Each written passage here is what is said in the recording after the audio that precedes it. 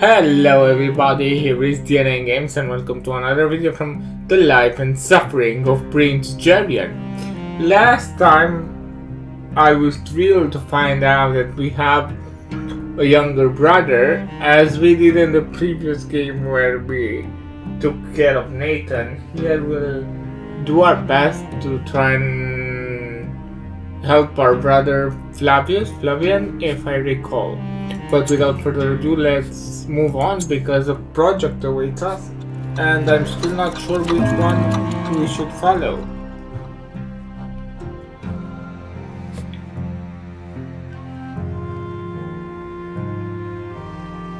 Equality and progress we need to raise.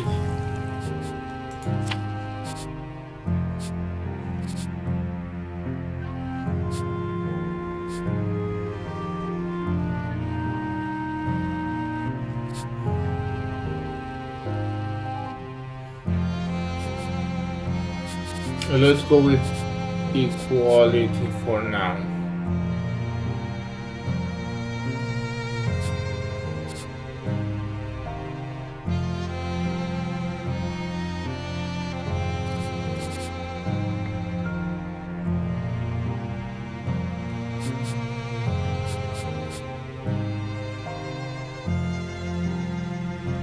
Together with renowned imperial philanthropists to establish the Committee of Aiding the Poor and Disadvantaged.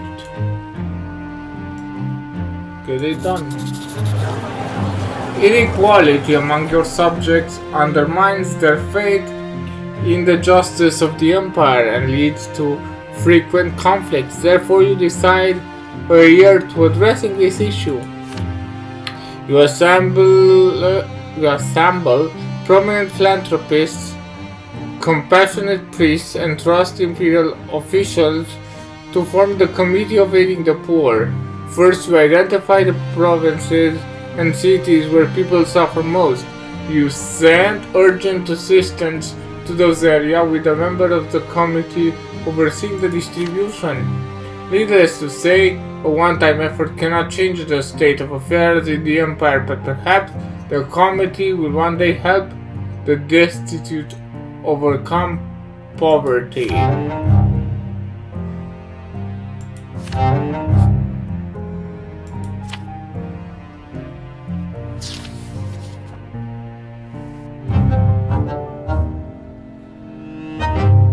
Okay, sharing your pain.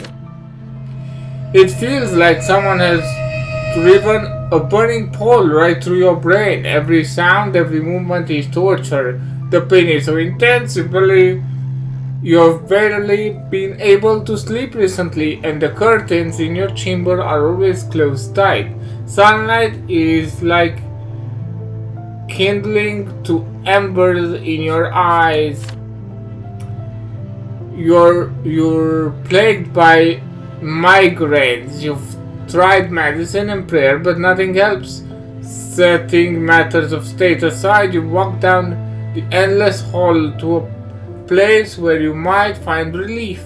Everything seems to blur before you. You put your hand on the wall to keep from falling. You see an endless stream of faces, servants, countries, family members. They are saying something, pushing papers into your hands. You drag yourself past them, nodding weakly. It all feels like a dream. Their voices blend into an endless roar that makes your head feel like it's about to split into a cracked goblet. Your Highness, please sign here. Baron Valvoni, the Imperial Court has ruled. I've been looking for you all day, Jerian. The reception at the diner. You need to be there. Please sign, Your Highness, Your Highness. You can hide from them. You can hide from the drumming pain under your skull. You wave everyone off. It's getting harder to keep yourself upright. You feel a wave of nausea. The words spill from your mouth unanswered. The same for everyone, of course, but not now. Later. Free from nagging servants, you finally reach the door with a colorful tapestry on it. Behind it, everything is silent. You hurry inside and shut the door tight.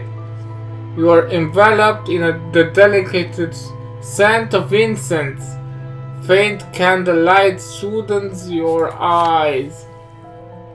This room is different from the rest of the palace. Fiery yellow silks hang on the wall. Candlelight glints on glossy satin cushions. Oh my god, and blankets. Creatures embroidered on rugs look at you, their mouths agape. It's like you've walked into a cave full of treasures. No one will find you here. Well, that's what you think. Slim fingers softly touch your forehead, and Agatha helps you lay down on the cool satin cushions.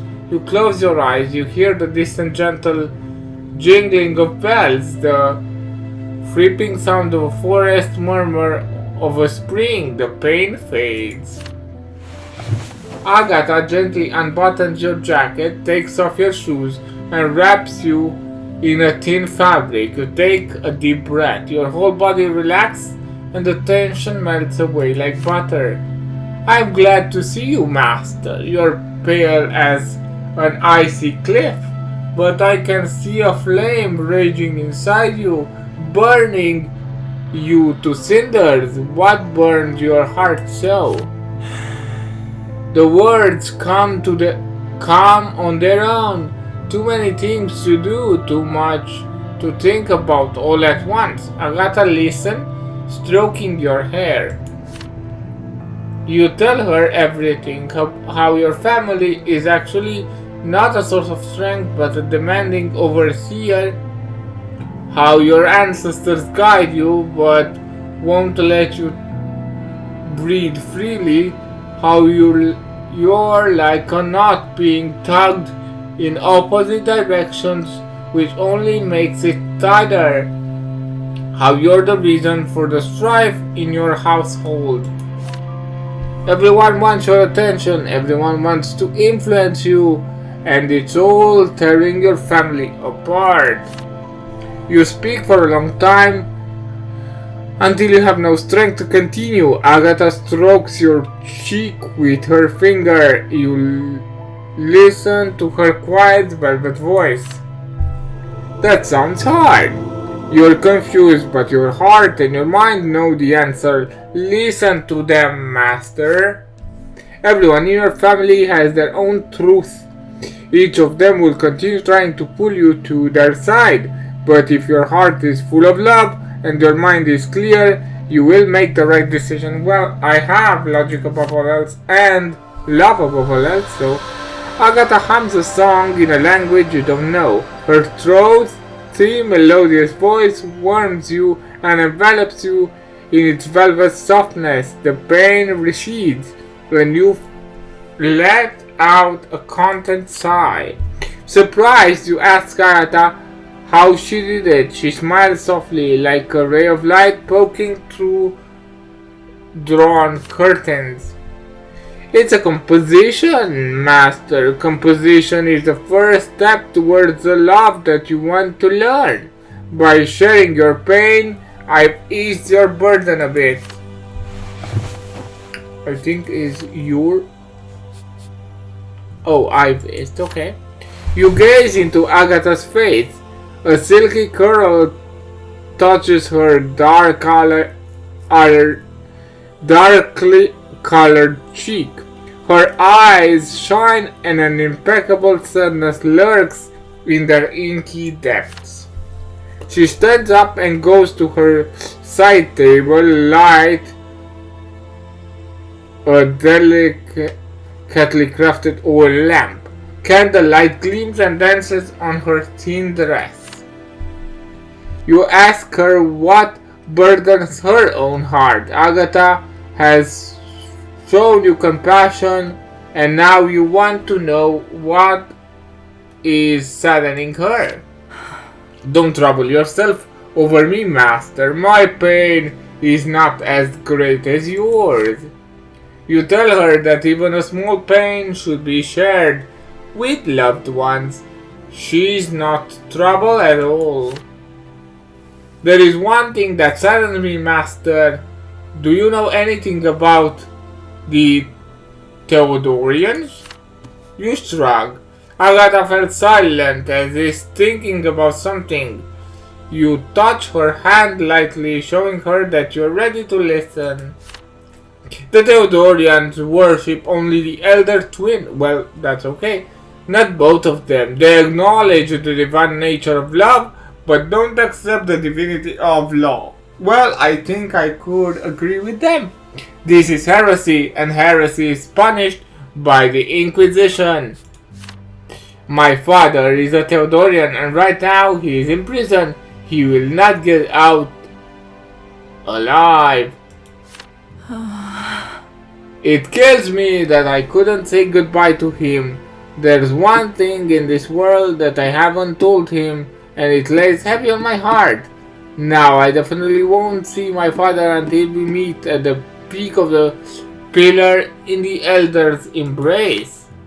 Agatha turns away, her dress rustling. You want to say something to break the silence, but you keep hesitating. You need to go back, Master. You can't hide here forever. Your family and your country are waiting for you. You think about what you might be able to do for Agatha. Perhaps you could issue an edict and free her father. However, is this really the right time to antagonize the old believers? On the other hand, you could manipulate the Inquisition's case so that they drop all charges against him. Well, I can do whatever I want. You decide to release Agatha's father. You decide to help Agatha and promise to release her father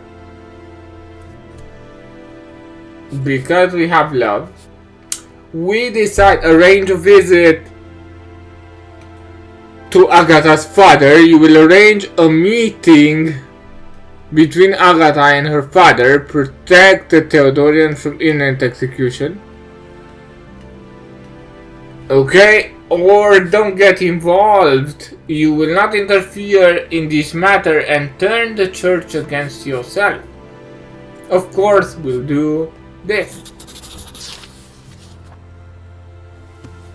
You take Agatha's delicate hand. You feel a new aching sensation tightening in your chest. Compassion, your first step towards love. You tell Agatha that you feel her pain and you want to help. You promise her that her father will be released soon. You send a letter to the Inquisition. That very evening, Agatha's father worships the elder. That should be enough. He must be released. The church doesn't like meddling in Inquisition affairs, but they will not dare oppose the heir's will.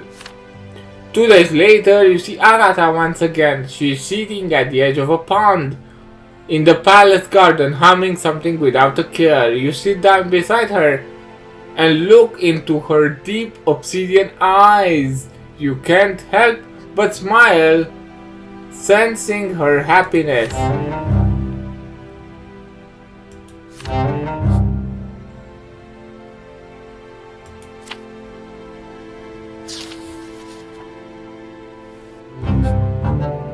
This event is triggered by your previous action, Wrath of the Old Faith.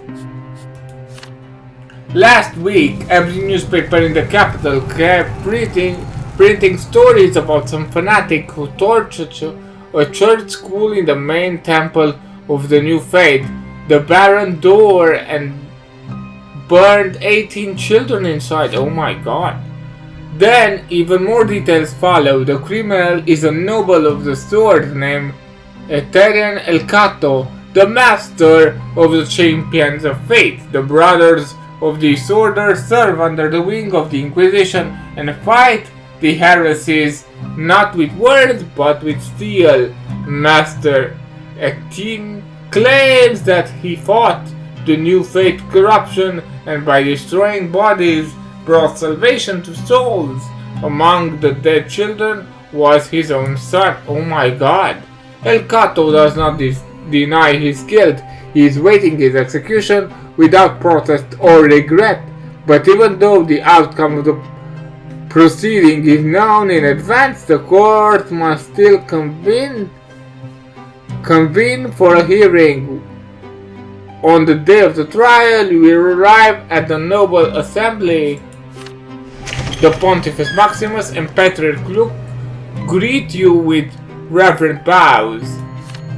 The judge appears jittery and anxious. In contrast, the man sitting on the bench of the accused appears completely unperturbed. There is a deep scar on his neck, and his dress should suggest that he is a monk, not a refined officer. El Cato stands up straight with his arms crossed. His lost gaze wanders around the room, and yet, when he is called to make a statement, he speaks firmly and confidently. And if thy right eye caused thee to stumble, pluck it out and cast it from thee. For it is profitable for thee that one of thy members should perish, and not thy whole body be cast to the foot of the shining pillar.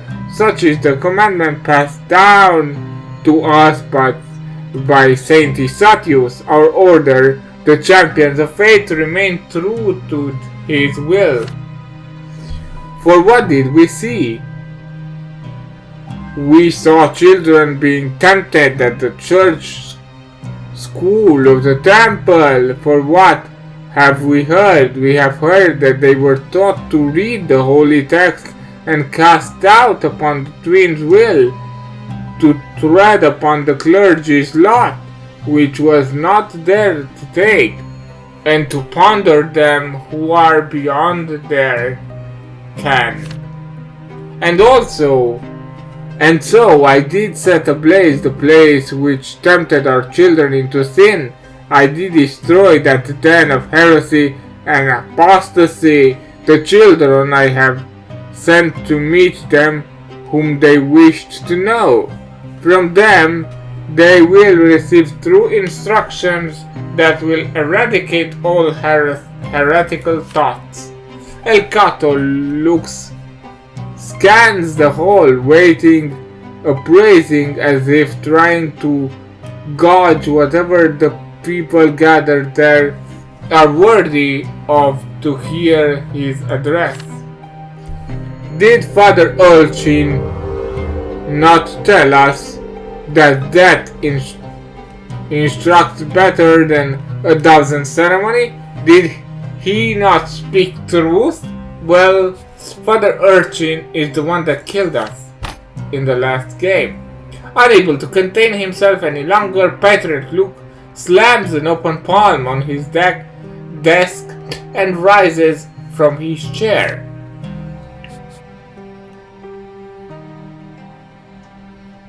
You murdered children. Children are dead. Do you understand that? Your own son was among them.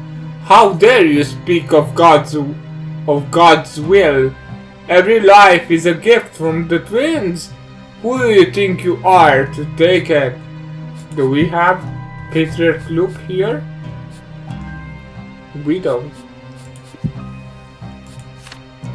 With a scornful grin, El Cato responds, his head held high. I will face my execution with my soul at peace. You false shepherd should ponder what awaits you. You and scum like you have plunged our empire into heresy.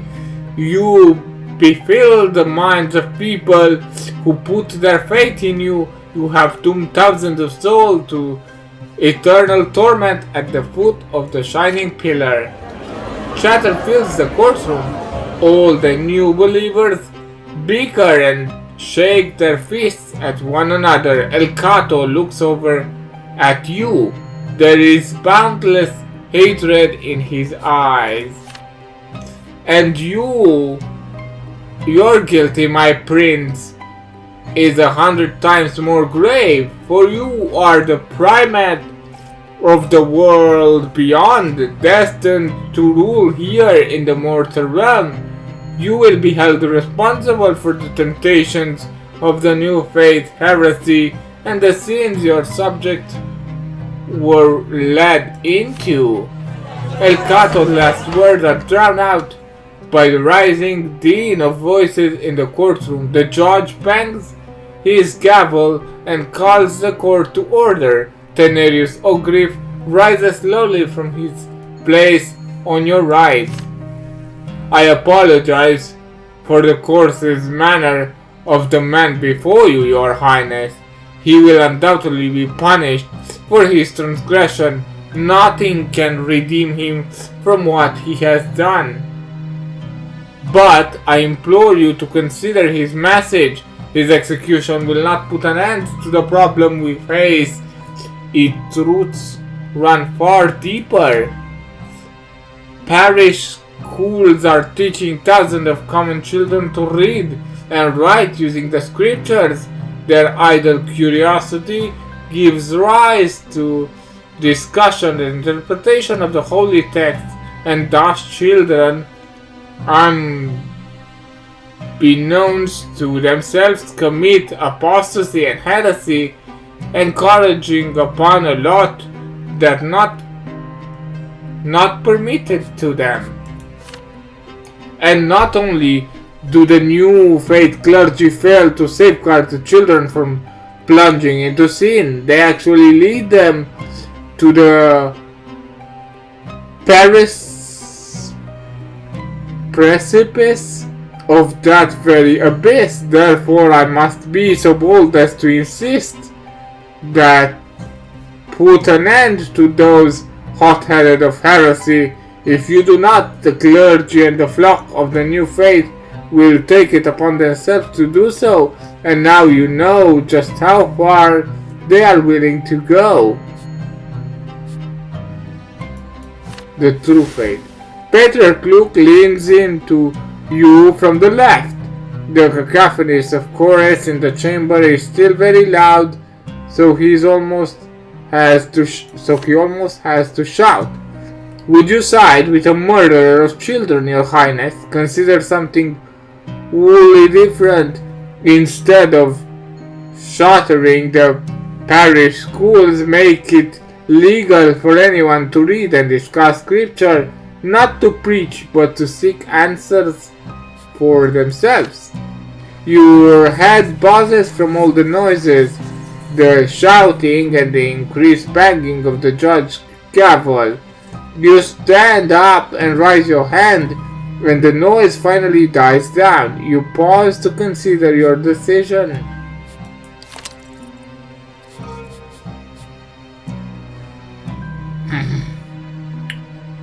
So, allow the reading of scriptures, because we have law, which is 0.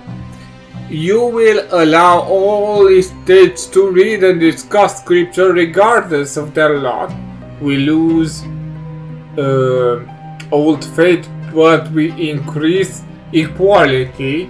We shut down the school if we have law, but we don't.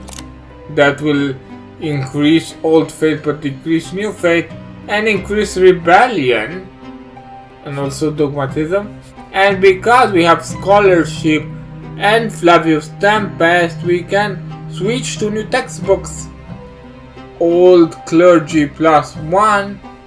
You will ban the study of scriptures in school. The children may learn to read, write within different books.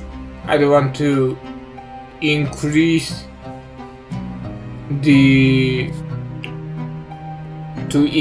rebellion, so we'll go with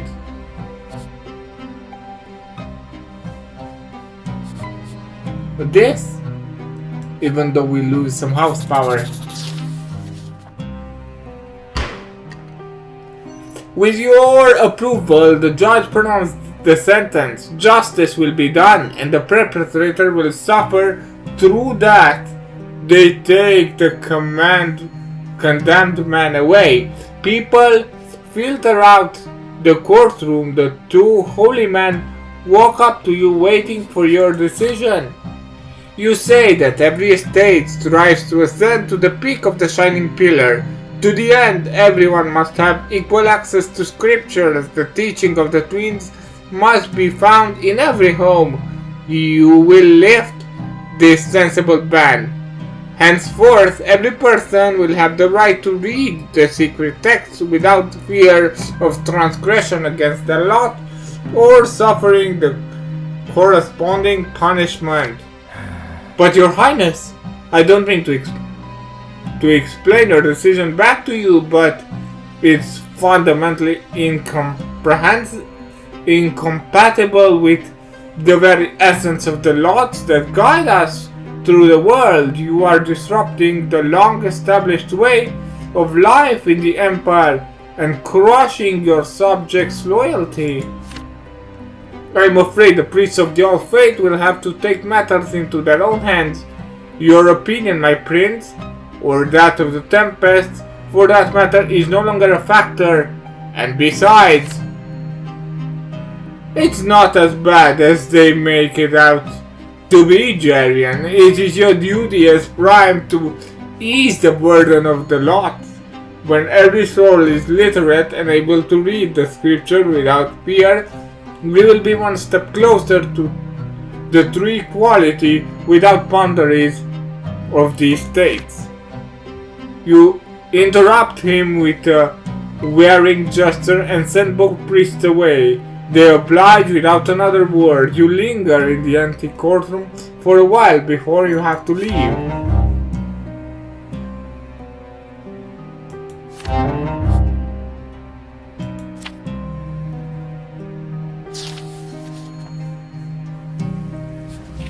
Fate of the humbled.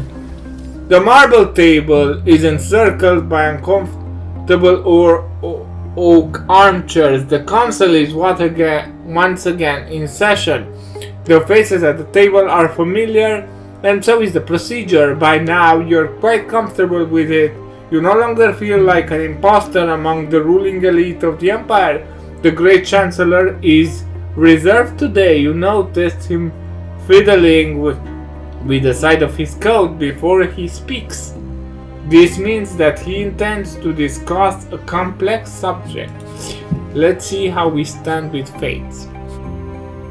We have equality. We need to decrease blood and increase progress.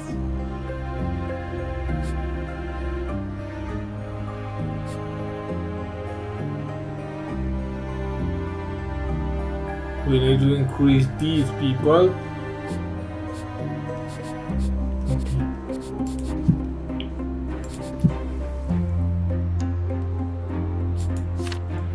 We must now decide if our empire will tolerate witchcraft. House of Humility are brimming with prisoners possessing potentially dangerous magical powers. Let us decide the fate of those humbled witches. I am elated to have this matter brought before the council. We are imprisoning people who have committed no crime. I believe their abilities could benefit the Empire. I propose that the Secret Chancellery be put in charge of surveying these witches and defending their role into our efforts to root out our conspirator and rabble rouses. Marcius adjusts the pile of papers in front of him with a casual movement of the wrist.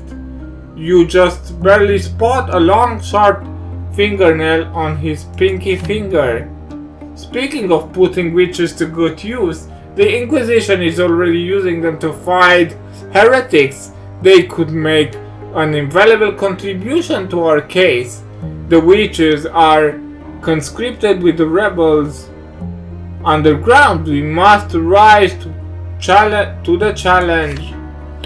I have taken the liberty of selecting a few promising candidates from among the prisoners.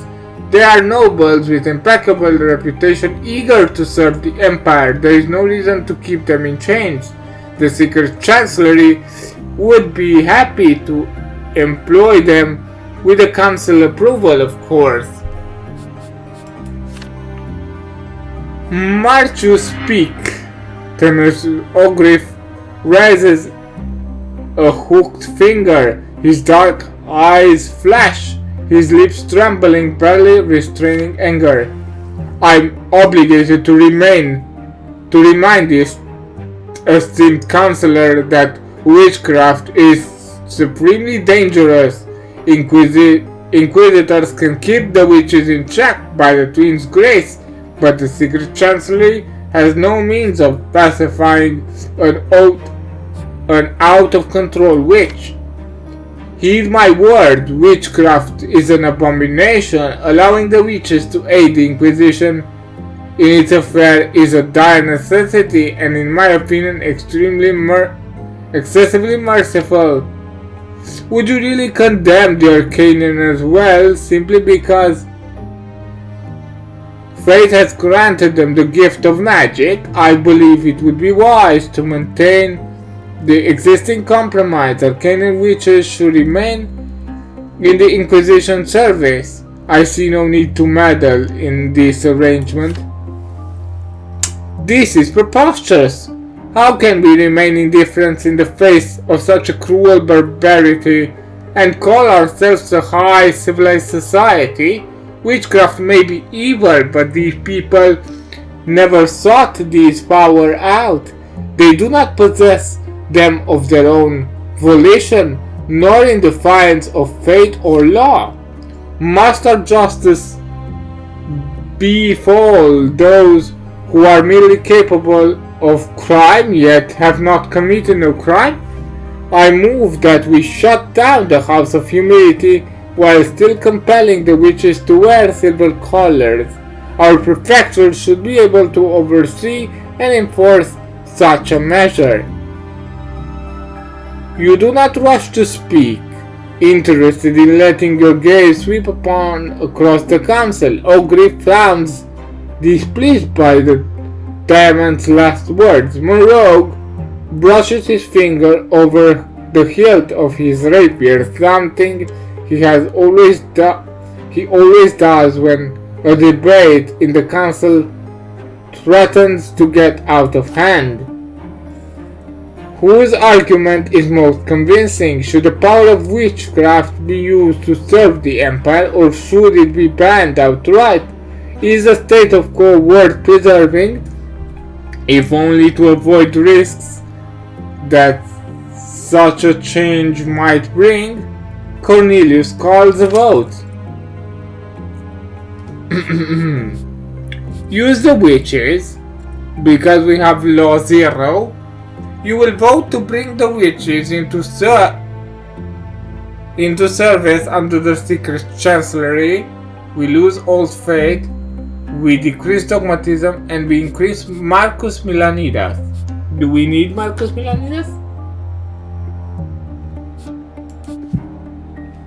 Marcus Milanidas? Not here at Fate.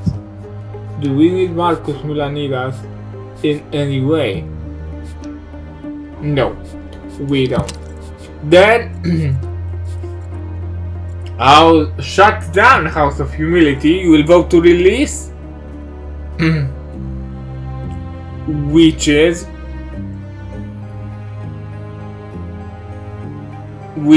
who have not broken the law and have not used their gift. -2, decrease, increase, Lucius Diamond and Cornelius Tempest. I think I need those, right?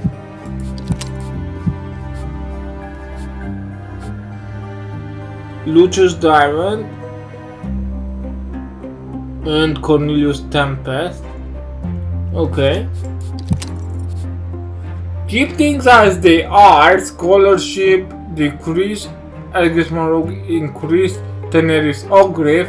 You will vote to keep human witches in the House of Humility and their Arcanians in the service of the Inquisition, or ban the witchcraft, because we have. You will vote to keep the witches, human and Arcanians alike, into the House of Humility will decrease the great houses, will increase the old clergy, will increase will, and decrease blood. Tenerius Ogre. Do we need to increase we cannot vote that, even if we need Tenerius Ogre. We don't. So we definitely are going to shut down the House of Humility. The voting begins. Marcus Milanias and Lucas Diamond vote in favor of letting the Secret Chancellor use the witch's power. Tenerius Ogre and Aegis Monroe vote against it. The plainly bored great strategist abstains from voting. Cornelius takes his time and considers his vote carefully.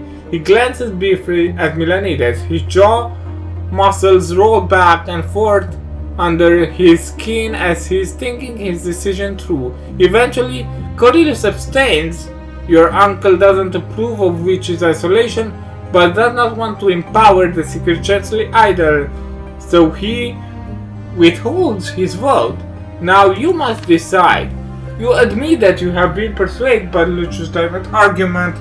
The very existence of the House of Humility is unbecoming, unoffensive to the Athenian Empire. Doling out punishment before a crime has been committed is pure madness. You elaborate. People are born witches because the twins will it. So, witchcraft exists in this world because such is their will. It is a dangerous trial chosen only for a selected few. To forsake the temptation and cast their powers aside, a witch must perform a righteous and heroic feat of willpower. To accept it and wield it is to invite the harshest punishment. Thank you, Your Highness. I'm delighted to finally be heard. I have been petitioning the Council to put an end to these lawless House of Humility for some time, all for naught until now. The conservation clergy will oppose this decision, no doubt, but you can expect support from the new believers. I concur with Jerian's opinion. I was of two minds about witches in service of the Secret Chancellor, but I will gladly support shattering the House of Humility. Let the guiltless be free. Marcus Milanidas sweeps a thoughtful gaze over the councillors. He runs his palm along the surface of the table. A bold move, I support it. As for service with the Secret Chancellor, we will select 3 witches who satisfy our criteria and convince them to cooperate. The decision is made. The council seal the decree one by one. The Pontifex Maximus looks at the document with anger and disgust as though it bore some obscene pictures. I will see to it that the prefecture develop a system to oversee and control every witch in the empire. Should any of them remove their color or use magic, they will be swiftly judged by the Inquisition. The decision we made here today will change many fates. Oh, I'm certain that it will, but not for the better. It will condemn souls to the foot of the pillar. It pains me to be a part of this. You feel that you have made the right choice. You saved many lives today and eased the hardship of countless more. The innocents will walk free now. You did not know yourself to be capable of such a magnanimity. The councillors shake your hand. You gain more allies today than you thought you would, but the full scope of consequences for this decision is yet to come into focus. Pontifex Maximus looks away in exhaustion, mumbling something to himself.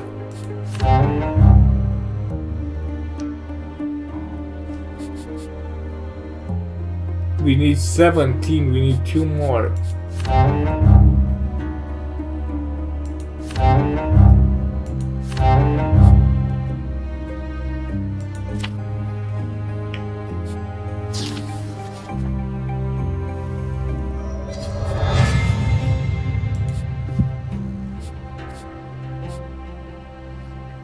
We still need to decrease blood and increase progress. Here we need all the others to increase by 1. Lucius Diamond and Ovidius Lucus. Ovidius Lucus I don't think I can persuade. Okay. The foundation of the Republic. You wake up with a vague sense of unease. What were you just dreaming about? Were you chasing someone or someone was chasing you? It eludes you now. In the dream, you were in a carriage rolling down the streets of Eterna. You saw the symbol of the Empire on the wall of ancient buildings, and next to them, older still, was the insignia of the Arcanian Republic. Your capital is a place where the strata of history are laid on top of one another. Every great Arcanian house, every guild, every union, they all have their roots right here. Oaths, tradition, bounds, and customs can always be peeled back to reveal something that came long before. What will you find if you go looking through the history of the Empire that is 1,000 times greater than Eterna? You feel yourself sinking into an unease, morass of mysteries. It is positively impossible to resist the pull. You must get out of bed and act. But how can you make decisions when any issue you face has a massive unseen centuries deep past? How do you move forward when each and every decision you have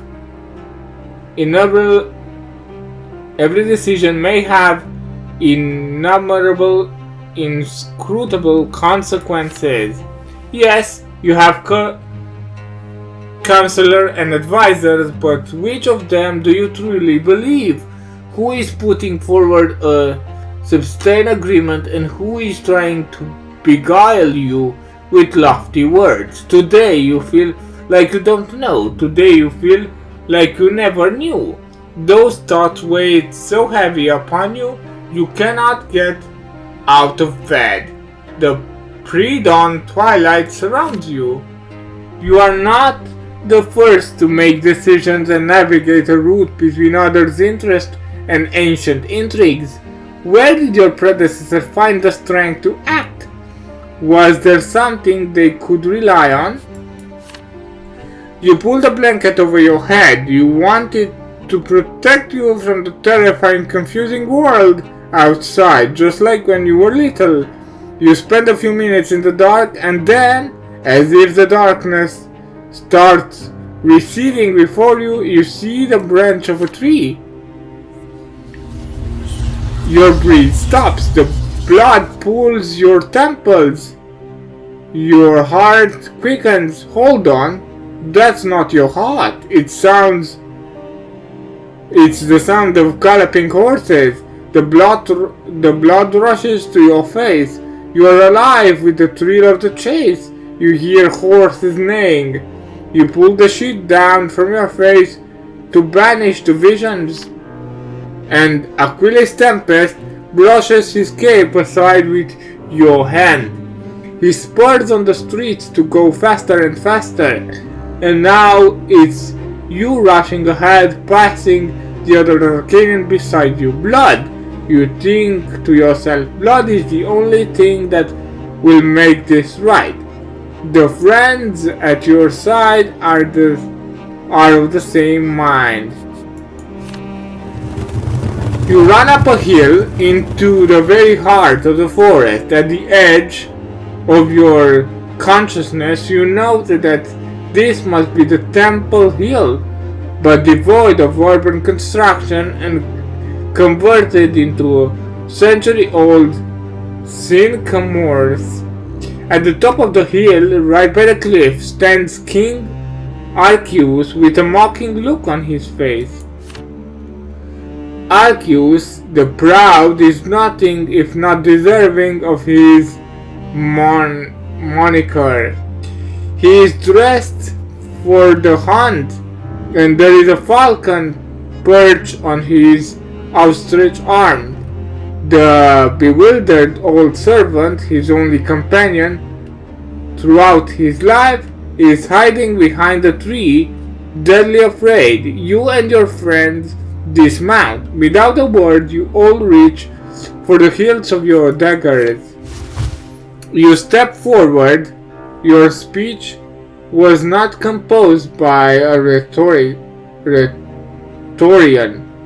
It is dictated by the hatred and honed by in argument with your companions, the very nobles who abide with you. Though still youths, you are all paterfamilias, fathers of families, and thus quite capable of making difficult decisions. This decision is most difficult yet. Enough, King. Beneath a tyrant's heel, our land sinks even deeper into lawlessness. The law and principle of the state die when we are all forced to obey one man's whims. As representative of the 5 great houses, we have judged King Arceus the Proud in our own court. We hereby sentence you to your descendants to eradication. Our land shall never suffer another tyrant. From the blood of the left despot, a new republic will emerge. So, for all Arcanians to govern, the sentence shall be carried out right here, right now. You may speak your last words. Whoa. Arceus the Proud waves over his servant, then waits until he comes out from behind the tree. He gently passes him the falcon and fixes his gloves. Arceus looks over at you and your companions like a hunter looking at his prey from behind a fully notched bow. So this is why young pre-families ride to the woods at dawn. Well, know this: if so much as a hair falls from my head or the head of my kin, I will reduce you to nothing. You will be slain along with your mother, wives, and children. Moreover, you have sons, don't you? They are so very young still. They don't even have their adult togas yet. I will make sure they are adorned in the adult garments before I have them strangled. It would be barbaric to kill children after all. Dian's heir is a different matter entirely. Still in his mother's womb, he will die with her. Fortunately, our traditions are indifferent towards unborn. Milanida's daughter is still so innocent. We will make a woman out of her before we spill her blood. Ogre's babes will prove the most troublesome. I do wonder how many men will handle them. Perhaps they will bury them alive in a crypt with your aging mothers, and leave them to perish in the God's grace. Your friends exchange glances. Their lips start trembling in anger or terror. You do not know. One of them steps back. Another moves his hand away from his dagger's hilt. No one looks you in the eyes. Your blood is pounding in your ears, filling you up to your eyelids. You shake with searing hatred for the monster who who even on the threshold of true death promises others torment and ruin. You have forgotten before whom you stand, King. We are Arcanians, and therefore there is nothing higher than our pride. No one dares to oppress us, and no one dares to threaten us, and our goal will justify any sacrifice. And you, Aquilus Tempest, frankly, I can't imagine how you end up the ringleader of this little conspiracy. I loved you like a brother. I trusted you. You were my loyal friend and my best aid. Rest assured that I will not forgive your betrayal. You deserve a special kind of punishment, and your beloved Julia will suffer a fate worse than death. Do not dare to mention her name. You took my beloved from me, violating her honor. She told me everything before driving a dagger into her belly. So it turns out this is all about your wounded vanity, not some imagined good for all the people at all. Well then, think, 100 deaths, loved ones, kin, children, all so you can indulge your pride? Is it worth it? Honor and pride are the most precious things Arcanians possess. They make us a great people, and for their sake everything else may be sacrificed. You draw your dagger and see the previous expression fade from Arcanius the Proud's face. His upper lip curls into contempt.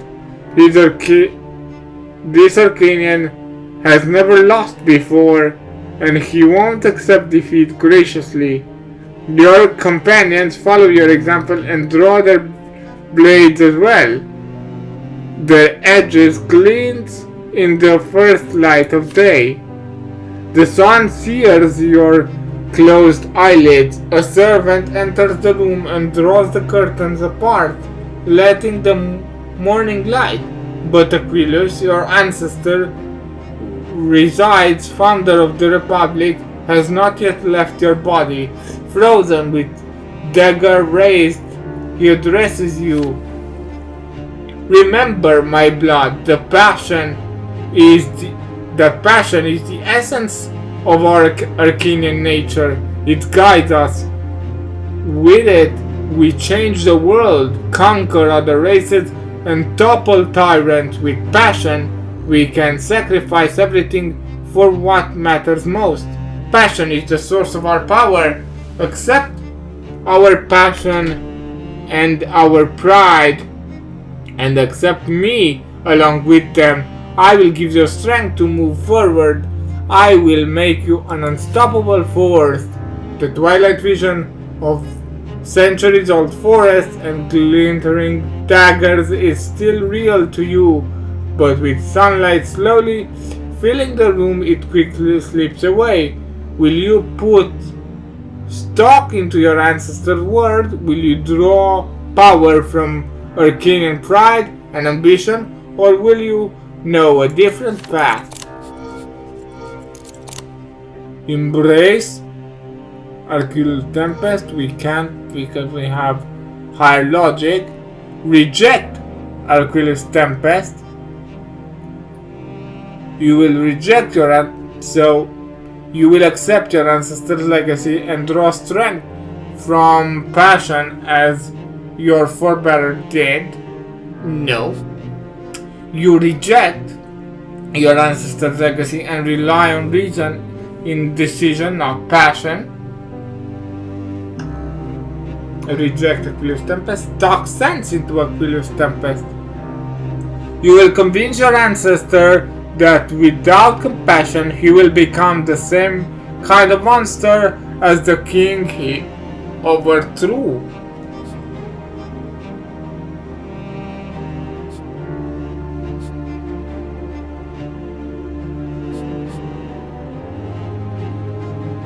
Well, this is useless. This could be useful, but I use blood.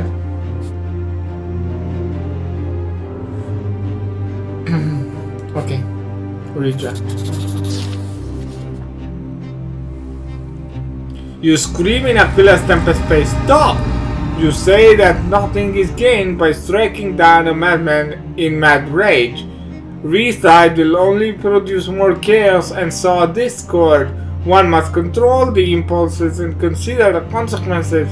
Compromise and negotiation are not sign of weakness, neither is waiting for the best opportunity. The complex knot of contradiction cannot be caught in one fell swoop. You command Achilles to abandon his intentions while his mind is ruled by passion, not his own. Achilles turns away and recedes into the twilight forest of the Temple Hill. He sinks his blade into Arceus' throat with determination. Blue blood sprays out of the wound, obscuring the now irrelevant expression of the tyrant's face and the look in his eyes. Achilles' friends rush forward. Another blade goes beneath his ribs, and a third goes straight towards the heart, and the fourth and fifth soon follow. For Arcanian pride, for Arcanian Republic. You open your eyes. How long were you asleep? You feel even more drained and exhausted.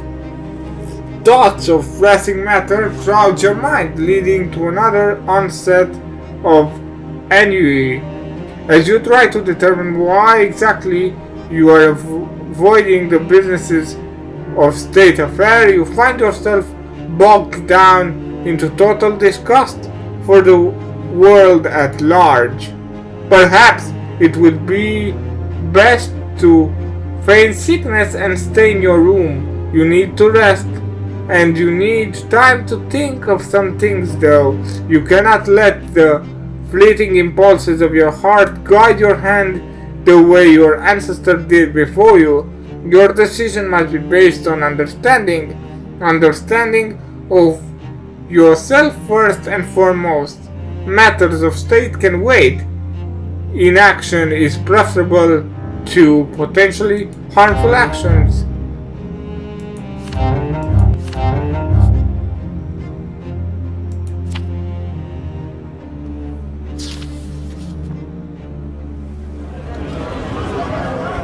The Lesser Quorum. You're attending a session of Arcanian Lesser Quorum for the first time, having learned that the heir of the Empire himself would honor them with a visit. The subjects prepare as best they could.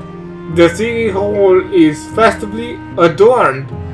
Brocades, curtain, imperial flags, and embroidered ribbons sway on the walls. You sit on a small dais in a deep chair upholstered in velvet. To your right, you have the distinguished Arcanians and nobles of the sword. They wear their swords and dressed in their finest attire, as if they just stepped out of their family portraits. There are brooches with symbols of their houses on the lapels of the coats. To your left, you have the wealthy commoners. Their poses are relaxed to the point of haughtiness, and their dress is a cacophony of colors and style. A few new-faced clergymen in a simple white robe sit next to them. At the rostrum, a splendidly elderly man in somber suit gestures vividly as he continues his speech. This would be the chairman of the Lesser Quorum. He delivers a long speech in which he thanks you for agreeing to attend the session. He also expresses the hope that the work of all provincial Lesser Quorum will be dutifully appreciated by the ruling dynasty and by the Emperor himself. Your audience applauses with gusto. You flash them a humble smile. Since the creation of the Lesser Quorum, your father has not once honored them with a visit. After thanking the subjects for their faithful service, you politely ask them to proceed to their business. The chairman dons a monocle on a golden chain and reads out the resolution on adopting Arcania's budget. He turns to you and explains in careful chosen words that the bulk of the province budget will go towards an overhaul of the city's gendarmerie. Too many freethinkers and provocateurs have breed in the city, and in the commoners' quarrels, criminals gather in large gangs and dare attack patrols. The noblemen of the right side of the chamber vocally approve. On the left, nobody says a word. The chairman reminds the quorum that this budget is tremendously important, since most of the empire provinces look at Arcania and follow its lead in such matters. Chairman recognizes representative of the estate and offer them an opportunity to speak their mind if they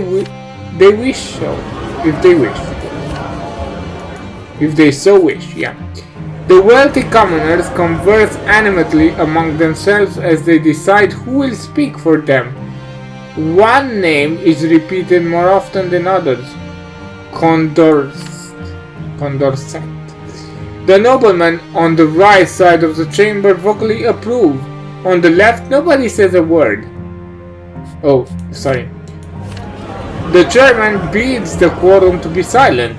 The dean dies down. An elegant gentleman rises in the first row on the left. His hair is slicked back and his hands are gloved in dark blue velvet. A lush lance jabot peeks out from under a fitting frock coat embroidered with golden threads. The chairman recognizes the representative from the wealthy commoners, Tarut Condor, Dean of Eternal College. The dean is met with approval and applause from the left. The right side of the chamber remains tense and silent. Stuart Condoret squares his shoulder and walks to the rostrum. He steps lividly. Prince Jerian, your highness, I am eternally grateful to your uncle Cornelius Tempest for this noble initiative. By his grace, we can now gather in this chamber of the Lesser Quorum. This was once but a bold dream, but now here we stand in the presence of the Emperor's heir. Some would say the quorum is merely a gathering peevish nines who love nothing more than talking about how the state should be run. I assure you, this could not be further from the truth. Some of the people in the quorum chuckled. On the commoner's side, someone coughed rather loudly. The quorum is one place where the estates can find common ground, something they don't often manage elsewhere. Arcanian, humans, clergymen, noblemen, wealthy commoners, they can all strive for peace and prosperity together. Never before in our history have we had such an opportunity. But peace is a fragile thing, your highness. One careless word can upset the delicate balance, like a grain of sand disturbing the equilibrium of seesaw. Quorum can bring us together, but they can also become a battleground, and this I want everyone to hear. You look around the chamber, the wealthy commoners, noblemen, clergy, they're all hanging on the cords, every word. His smooth, velvety voice and rigorous tempo have captured everyone's attention. The empire is changing quickly. Only a blind, stubborn fool could fail to see this. We owe our growing prosperity to those at the bottom of the hierarchical pyramid, the common folk. Indeed, it is common folk who advance our industry, grow our trades, and mine our ore. The common folk build our factories, and they also toil in them. The wealthier among the common folk need educated people to run their factories. New system requires skilled laborers, literate workers with a basic grasp of natural sciences. In the light of this, I call for allocating some portion of the budget toward the creation of schools for the children of our wealthier commoners, places where they can learn reading, writing, arithmetics, and other useful skills. Having concluded his address, Condorcet pulls an elegant pipe out of the inner pocket of his frock coat and claps it in his fingers as he walks back to his seat. From the left he receives ovation. From the right he receives nothing but open scorn. You can see protest brewing, but manners deem the noblemen keep their feelings to themselves for now. As Stuart leaves, a gaunt old man in an astute white robe ascends to the rostrum. His face is deeply wrinkled. Piercing grey eyes glisten beneath his creased eyelids. This is Patriarch Luke of the Apologists of the New Faith. Your Highness and most gracious sirs, esteemed Sir Conduct is right. The quorum is where everyone has a right to be heard. I will now speak for the voiceless and the destitute, those who have neither the strength to fight against their desperate circumstances nor the wisdom to deduce a way out. Consider the poor and the miserable, the denizens of the slums and paupers.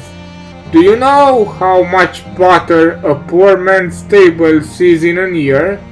Half a jar, at best, and even then it is so bitter, most would prefer to grease their door hinge with it rather than eat it. Poor children are never accepted in schools. They cannot earn an honest living in factories. I implore you to think about them when you draw up your plans to create another regiment of guards for the riches. Shelters and free food are the least we can do for the desperate in the name of the merciful elder. The audience on either side sigh uneasily. Feeding the poor is undoubtedly a virtuous endeavor, but should it be done at the expense of an already limited budget? Luke receives some reserved applause and steps down. The chairman is filled with voices actively discussing the proposal. Some people shout their approval for both, but there isn't enough money for that. Others counter that if the city guards can go without overhauled this time, there should be enough funds in the budget for schools and shelters.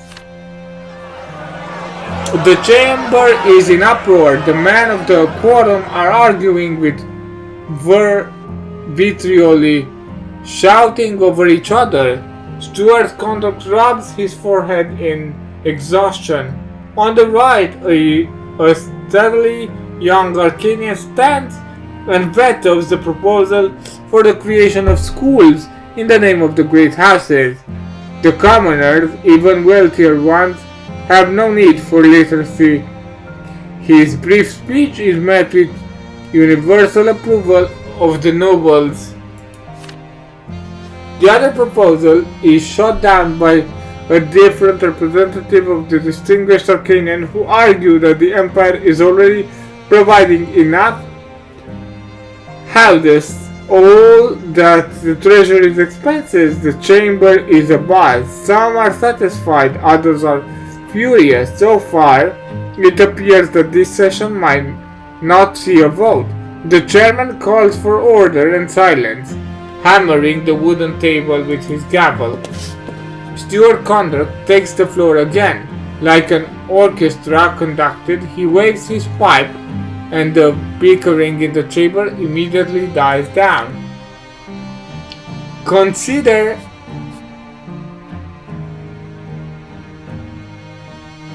good sirs, to whose labor the Empire owes its living. If the interests of the communist states are ignored today, tomorrow we will face strikes in the manufactories. The Dean turns to you and with a gracious bow addresses you directly in an unexpectedly calm tone of voice. Your Highness, I humbly ask you to stand up for humans and support the interests of the communist state. Lift the Arcanian veto and amend the budget. The chairman falls silent. The chairman hands you a scroll that requires your signature. The people to your left and right all wait for your decision with bated breaths. So we can go with sign the budget as it is.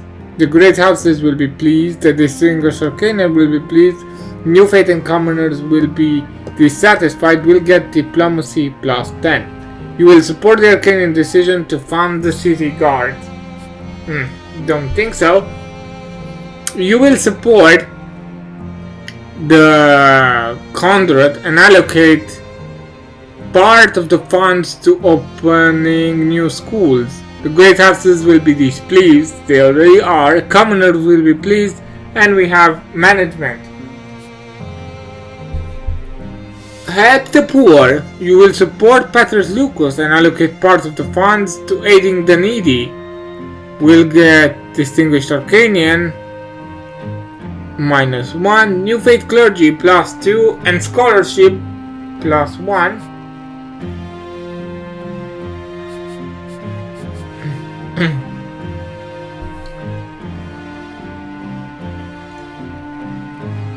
You will postpone repending the gendarme but build schools and help the poor, because we have management of over 2. And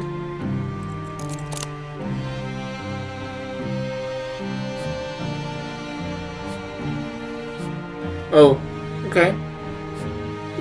Please everyone at the quorum, you will convince the subject that adopting both amendments is the best decision. Well, we definitely will do this. The most valuable contribution of the lesser quorum is providing a platform for the clergy and the common folk to come together and contribute to the management of the empire. Undivided Arcanian power is becoming a thing of the past. The empire must be home to all its states, Arcanian and humans alike, and lest we forget, kindness is no less important than the letter of the law. And so you order that both amendments be added to the budget. Only then you will sign it. The people on your left are jubilant. Some even throw his hat into the air. The Arcanians are shocked. They look at each other, baffled by this turn of events.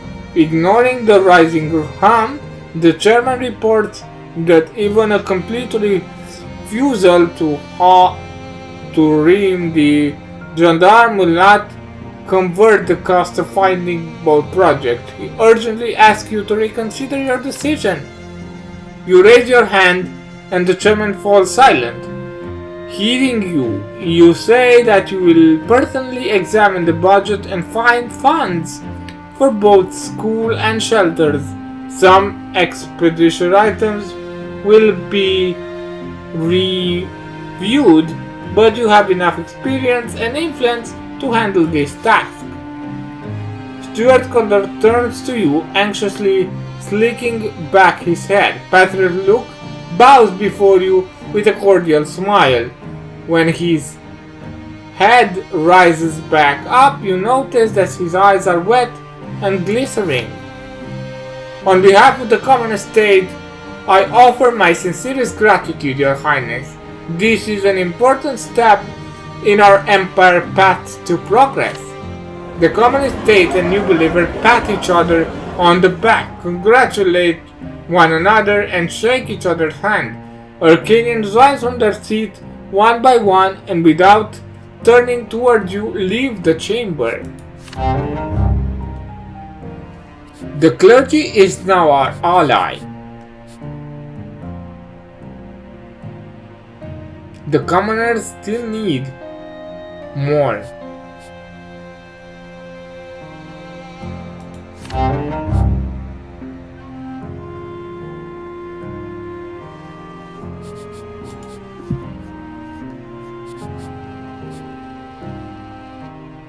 I need to decrease blood somehow.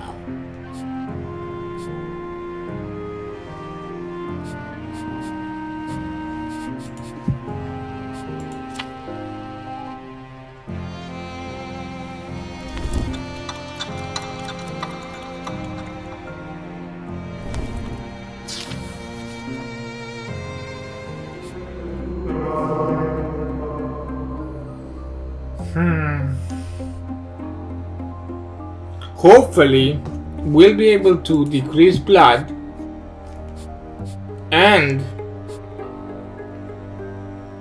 gain one more into progress at least, so that we can gather support from the wealthy industrialists in exchange for protecting their rights and freedoms. And also, I will be able to increase the stats of everyone by 1, so that our uncle can be overseer, hopefully.